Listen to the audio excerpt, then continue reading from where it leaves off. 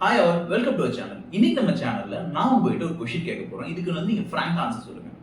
எஸ்னா எஸ்னு சொல்லுங்க, நோனா நோன்னு சொல்லுங்க. கீழே கமெண்ட் பண்ணுங்க.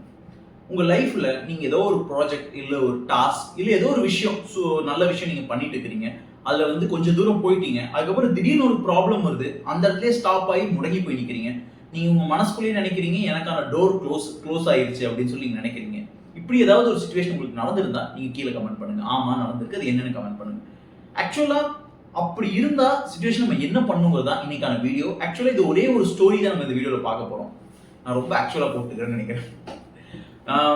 இந்த ஸ்டோரியில ஃபர்ஸ்ட் ஒரு கிங் இருக்காரு. அந்த கிங்குக்கு 2 பசங்க. முதல் பையன் ஒருத்தர், செகண்ட் பையன் ஒருத்தர் வச்சுக்கலாம். முதல் பையன் பேர் எட்வர்ட்னு வச்சுக்கலாம், ரெண்டாவது பையன் பேர் வில்லியம்னு வச்சுக்கலாம். முதல் பையன் எட்வர்டுக்கும் வில்லியம்க்கும் ஒரு டெஸ்ட் வச்சு இவங்களை யார் சிறந்த அரசனா வருவான் அப்படின்னு கண்டுபிடிச்சு அவனுக்கு அரசாங்கத்துக்கு முடிவு பண்றாரு. சோ 2 பசங்களையும் 2 டிஃபரெண்டான ரூம் கூட்டிட்டு போறாரு. 2 பேரையும் உள்ள கொண்டு போறாரு. உள்ள கொண்டு போயிட்டு அவங்க உள்ள தள்ளி விட்டு கதவை சாத்திடுறாரு. சாத்திட்டு கதவுக்கு வெளியிருந்து சொல்றாரு, இந்த ரூம்குள்ள ஒரு விண்டோ கூட இல்ல, ஒரு சின்ன ஓட்டா கூட இல்ல, ஆனா இந்த ரூம் விட்டு நீங்க வெளியே வரணும்ங்கறாரு. எட்வர்ட் முதல் பையன் என்ன பண்றாருன்னா ரூமை சுத்தி பார்க்கறாரு. ஏதோ ஒரு சின்ன விண்டோவாவது கிடைச்சதா, ஏதாவது சின்ன கேப்பாவது கிடைச்சதா, இது கோடாரி இருக்காதா, இதை உடைச்சு நம்ம எப்படி வெளியே போறதுன்னு சொல்லி எல்லாரும் பார்த்து இங்க எங்க தேடி ஒரு 10-15 நிமிஷத்துல டயர்ட் ஆயிடுறாரு. சொல்றாரு, அப்பா இங்க எதுவுமே இல்லப்பா, என்னால முடியாதுப்பா, என்ன வெளியே விடுங்கப்பா, இந்த ரூம்ல வரது ரொம்ப கஷ்டம்பா அப்படின்னு சொல்றாரு. அவங்க அப்புறம் கதவை திறந்து விட்டு பையனை வெளியே எடுத்துறாரு. அடுத்து வில்லியம்கிட்ட போறாரு. வில்லியம் என்ன நீ கண்டுபிடிச்சிட்டியான்னு சொல்லிட்டு, அப்பா கொஞ்ச நேரம் இருங்க, நான் இதுதான் இப்பதான் யோசிக்கிறேன், கொஞ்சம் டைம் கொடுங்கிறாரு. கொஞ்ச நேரம் யோசிச்சவரு அவங்க அப்பாட்ட கேள்வி கேட்க ஆரம்பிக்கிறாரு.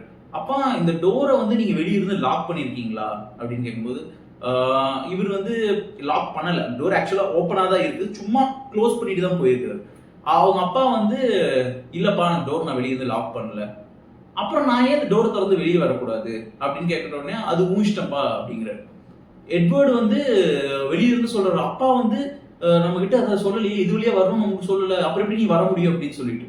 வில்லியம் இது எதுவும் காதுல போட்டுக்காம அவர் கேட்ட அந்த 2 கேள்விக்கான ஆன்சர் வந்துருச்சா, அந்த டோர் ஓபன் பண்ணிட்டு அதே டோர் வழியா வெளியே வர்றாரு. இதுல இந்த இன்சிடென்ட்க்கு அப்புறம் அந்த ராஜா வில்லியம் தான் அரசனா மாத்துறாரு. எட்வர்டுக்கு கோவம் வருது. அது எப்படி அவன் போன டோர் வழியா தானே வந்தான், அது எப்படி நியாயமாகும், அப்ப நானும் அதே வழியா வந்திருக்கலாமே. அப்ப கிங் கேட்கறா, நீ ஏன் அந்த வழியா வரல, ஏன்னா ஒரு டோர் லாக்கா இருக்குமோன்னு நினைச்சேன். ஆமா, ஆனா உன் தம்பி கேள்வி கேட்டான், அந்த இடத்துல கொஸ்டின் பண்ணான். ஏன்னா நான் போன டோர் லாக் பண்ணிட்டு போனா லாக் பண்ணாம போனோம்னா அவன் கேள்வி கேட்டான். நீ கேள்வியே கேட்காம இங்கேயும் ஒரு சுத்தியை தேடின, கோடாரியை தேடின, ஏதோ விண்டோ இருக்கான்னு தேடின, அதுக்கப்புறம் விட்டுட்டு என்னால முடியலன்னு சொல்லிட்டேன். ஆனா அவன் பெர்சிஸ்ட் பண்ணா, அந்த இடத்துல கொஸ்டின் பண்ணான். சோ அதங்காட்டிக்கு இவன் தான் ஒரு அரசனா இருக்கக்கூடிய எல்லா எபிலிட்டிஸ் அவனுக்கு இருக்கு அப்படிங்கிறாரு. வில்லியம் மாதிரி தான் நம்ம எல்லாருமே எல்லா சிச்சுவேஷன்ஸ்லயும் நடந்துக்கணும். பட் ஆனா நம்ம எட்வர்ட் மாதிரி நடந்துட்டு இருக்கிறோம். இதுக்கு காரணம் என்னன்னா, நம்மளுக்கான ஒரு ப்ராப்ளம் வரும்போதோ இல்ல ஒரு டிஃபிகல்ட் சிச்சுவேஷன்ஸ் வரும்போதோ நம்மளுக்கான டோர் க்ளோஸ் ஆயிடுச்சு அப்படின்னு நினைச்சு அந்த இடத்த பின் வந்துருவோம். ஆனா ஆக்சுவலா ட்ரூத் அது கிடையாது. அந்த டோர் சும்மா சாத்தி தான் வச்சிருக்காங்க, அதை லாக் எல்லாம் யாரும் பண்ண. நீங்க போய் ஒரு வாட்டி ஓபன் பண்ணீங்க, அந்த டோர் திறந்துடும். நீங்க வேணா ட்ரை பண்ணி பாருங்க. உங்களுக்கான ஏதோ ஒரு ப்ராப்ளம் வரும்போது நீங்க ஆக்சுவலா கிட்ட போனீங்கன்னு வச்சுக்கோங்க, அதுவே 50% ப்ராப்ளம் சால்வ் பண்ணிடும். அப்புறம் மீதி 50% ஜஸ்ட் அந்த ப்ராப்ளம் நீங்க ஓபன் பண்ணி அடுத்த ரூம்க்கு போற மாதிரி தான் இருக்கும். ஸோ லைஃப் இதே மாதிரி தான். நம்ம எல்லாருமே வில்லியம் மாதிரியான கொஸ்டின் பண்ணி டெசிஷன்ஸ் எடுக்கணும். எலான் மஸ்க் ஒரு இதுல சொல்லியிருப்பாரு, நான் எந்த ப்ராப்ளமா இருந்தாலும் நான் ஃபர்ஸ்ட் பிரின்சிபல் திங்கிங் யூஸ் பண்ணுவேன். அதாவது ஃபர்ஸ்ட் பிரின்சிபல் திங்கிங் ரொம்ப ஈஸி. சிம்பிளா சொல்லணும்னா, இப்போ இந்த புக் இருக்குதுன்னு வச்சுக்குவோம். இந்த புக்ல எத்தனை பேஜஸ் இருக்கு நம்ம பேசிக்கா யோசிக்கணும். இந்த புக்ல ஒரு 200 பேஜ் இருக்கு. ஒவ்வொரு பேஜா எழுதி இருப்பாங்கல்ல, அதுக்கு என்ன இங்க் யூஸ் பண்ணிருப்பாங்க, இந்த புக்கான அந்த ஹார்ட் கவர் எப்படி எதுல பண்ணிருப்பாங்க, ஒவ்வொன்றையும் கொஸ்டின் பண்ணி கடைசி அது இருக்கிற ஃபைனல் ட்ரூத்துக்கு வரதுக்கு பேர் தான் ஃபர்ஸ்ட் பிரின்சிபல் திங்கிங். ஒரு மரம் இருக்கு, அந்த மரத்தை இன்னும் மரம் இவ்வளவு பெருசா இருக்கான்னு சொல்லி பாக்குறது normal thinking. First principle thinking, இந்த மரம் எங்க இருந்து வந்துச்சு, இந்த ட்ரங்க்ல இருந்து இந்த மரத்தோட பிரான்ச்சஸ் வந்துச்சு, இந்த ட்ரங்க் எங்க இருந்து வந்துச்சு, கீழே இருக்கிற வேர்கள் இருந்து, வேர் எங்க இருந்து வந்துச்சு, விதையில இருந்து. அப்ப விதை தான் ஃபர்ஸ்ட் பிரின்சிபல். சோ ப்ராப்ளத்தோட சோர்ஸை போய் அடையிறது தான் ஃபர்ஸ்ட் பிரின்சிபல் திங்கிங். அதை தான் வில்லியம் பண்ணாரு, அதை தான் எலான் மஸ்க் பண்ணாரு, அதை தான் நாமளும் பண்ணணும்.